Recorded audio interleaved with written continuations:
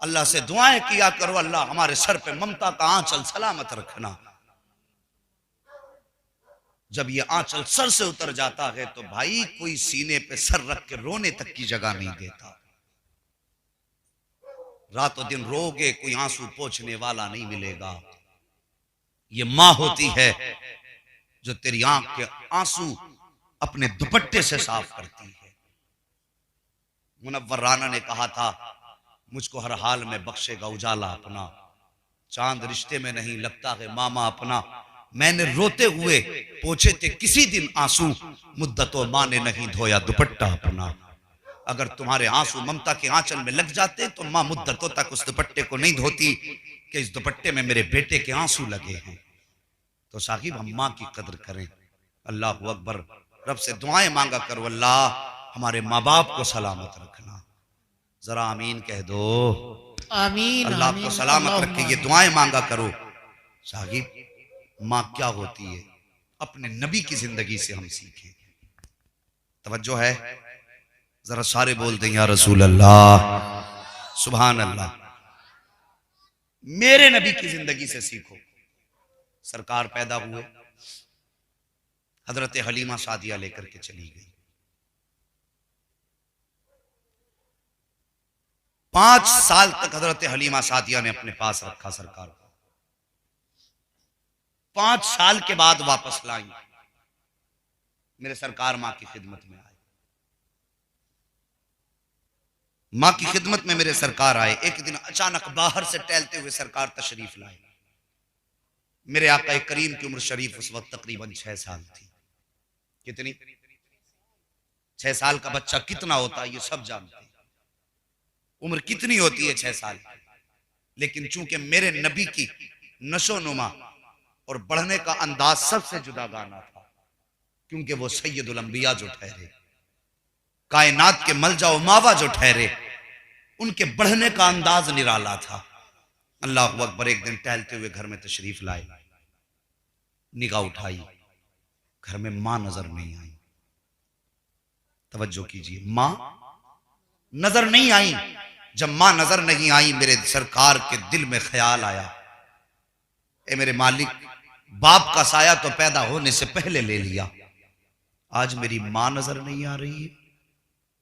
अभी इतने ख्याल का आना था कि रब ने महबूब के दिल पे इल्का फरमाया, महबूब अंदर जाओ, तुम्हारी मां अंदर बैठी हुई है। मेरे सरकार ने दौड़ लगाई, अंदर गए तो क्या देखते हैं, मां कमरे के अंदर अपने घुटनों से यूं हाथ बांध के और घुटनों पे पेशानी रख के हिचकी भर के आंसू बहा रही हैं। मेरे सरकार गए, जाके माँ को रोता हुआ देखा, माँ की गर्दन में हाथ डाला। साहिब सुना होगा कि जब कोई आदमी चुप के रोता है, तन्हाई में रोता है, तो आहिस्ता रोता है, लेकिन अगर किसी रोने वाले के कांधे पे हाथ रख दो तसल्ली के लिए, फिर इसकी चीख निकल जाया करती है। जानते हो क्यों? इसलिए कि फिर वो ये समझता है कि अब मुझे तसल्ली देने वाला आ गया है, अब मुझे सहारा देने वाला आ गया है। ये सोच करके उसकी चीख निकल जाया करती है। मेरे सरकार ने माँ की गर्दन में हाथ डाला।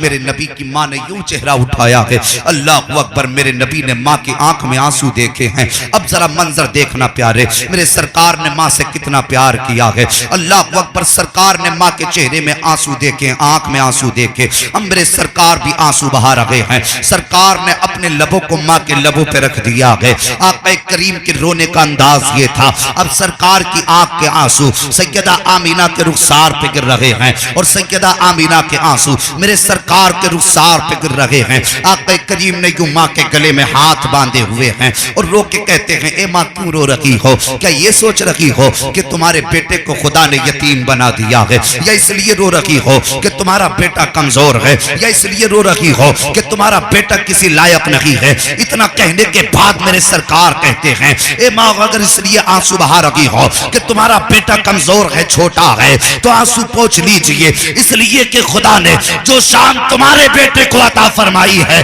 वो कायनात में किसी माँ के लाल को अता नहीं की गई है। अल्लाह अकबर, इतनी बात का कहना था। नबी की अम्मी इरशाद फरमाती है, नहीं बेटे इस बात पे नहीं रोई। आका फरमाते, माँ फिर क्यों रोई हो? फिर इसके बाद नबी की अम्मी कहती हैं, ए बेटे आज मुझे तुम्हारे बाप अब्दुल्ला की जुदाई का मंजर याद आ गया है। मेरा दिल चाहता है ए मेरे लख्ते जिगर, मैं तुम्हारा हाथ पकड़ के लेकर के अब्दुल्ला की कब्र पर जाऊं और जाकर के उनसे ये अर्ज करूं, अब्दुल्ला तुम तो मुझे तनहा छोड़ करके आए थे, लेकिन आज मैं तनहा नहीं आई हूं, बल्कि देखो तो सही तुम्हारे चमन का कितना प्यारा फूल मोहम्मद अपने साथ लेकर के तुम्हारी कब्र पे आ गई। अल्लाह अकबर। ये मेरे नबी की अम्मी ने इतनी बात कही और फिर क्या सुनना था साहिबो? नबी की माँ का जिक्र छेड़ा है मैंने। अगर तेरी मेरी माँ की बात हो तो मैं और तू खुशी से उछल जाते हैं। जरा सोच, जब सैयदा अमीना का जिक्र होता होगा तो यकीनन गुंबद खजरा वाला के हाथ मदीने में उठ जाया करते होंगे। हाँ हाँ, मेरे नबी का दिल कितना ठंडा होता होगा कि आज मेरा कलमा पढ़ने वाले मेरी माँ का तस्करा कर रहे हैं। अल्लाह अकबर। जरा तवज्जो करना प्यारे, मेरे नबी करीम जैसी माँ ने कहा, आज मुझे तुम्हारे अब्दुल्ला की याद आई है, तुम्हारे वालिद अब्दुल्ला की याद आई है। मेरी कौम की बेटियां भी बैठी हुई हैं, इनसे एक बात अर्ज कर दूं, मेहरबानी करो अपने शोहर को अल्लाह की अजीम नेमत समझा करो। इसलिए कि आज अगर शोहर जिंदा है तो हम कितने ताने नहीं देते शोहर को, कब कब नाराज नहीं होते इससे।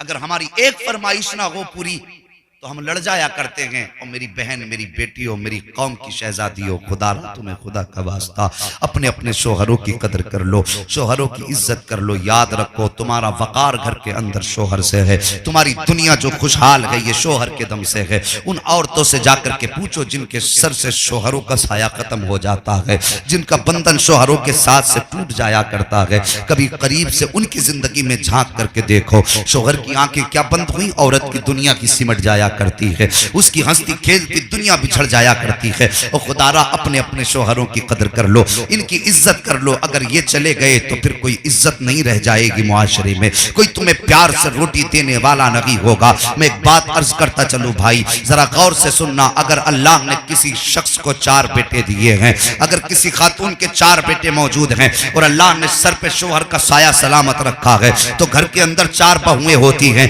तो अगर घर में कोई काम होता है तो माँ से पूछे बगैर नहीं होता। माँ आज ये खाना बनाना है, ठीक है बेटी बना ले। अगर माँ कहते आज ये नहीं बनेगा तो फिर वो बन नहीं सकता है, आज ये काम ऐसे होगा, अगर माँ मना कर दे तो हो नहीं सकता है। लेकिन इसके बरक्स सोचिए, अगर कल उसके शौहर का इंतकाल हो जाता है तो वो माँ जो हुकूमत की कुर्सी पर बैठी होती है, तो बाप के इंतकाल के बाद बेटे तो जायदाद के बंटवारे में लग जाया करते हैं। माँ एक तरफ बैठ जाया करती है, उसके हाथ के सोने के कंगन उतार लिए गए हैं, अब उसको बेवा बना करके एक कुर्सी पर बैठा दिया गया है। कल तक जिसकी मर्जी के बगैर खाना नहीं बनता था, आज वो एक वक्त के खाने के लिए मुंह तका करती है। कौन है जो खाना ला करके खिलाए?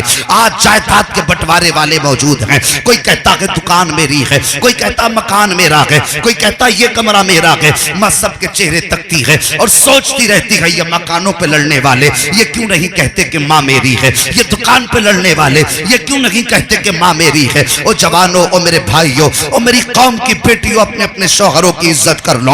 और मेरे भाई अगर शादीशुदा हो तो अपनी बीवियों की कदर कर लो, इसलिए कि माँ के इंतकाल के बाद तुम्हारे दर्द को समझने वाली बीवी हुआ करती है, तुम्हारे राज की हमराज बीवी हुआ करती है, तुम्हारी मुसीबतों में तुम्हारा हाथ बटाने वाली बीवी होती है। जब हिम्मत टूटती है तो हौसला बढ़ाने वाली बीवियां हुआ करती है। खुदारा इन्हें घर का खिलौना ना समझा करो, जब चाहा हाथ उठाया, जब चाहा मार लिया। याद रखना, जिस दिन बीवी चली जाएगी उस दिन तुम्हारी जिंदगी इतनी तन्हा हो जाएगी कि तुम्हें पानी की जरूरत तो होगी, घर में बहुएं मौजूद होंगी, लेकिन हिम्मत नहीं होगी किसी से पानी मांग सको। घर के अंदर बेटियां होंगी तो वो तो पानी पिला सकती हैं, लेकिन बेटियां कब तक हैं, ये परदेश चली जाएंगी। वो खुदारा अपने अपने रिश्तों की कदर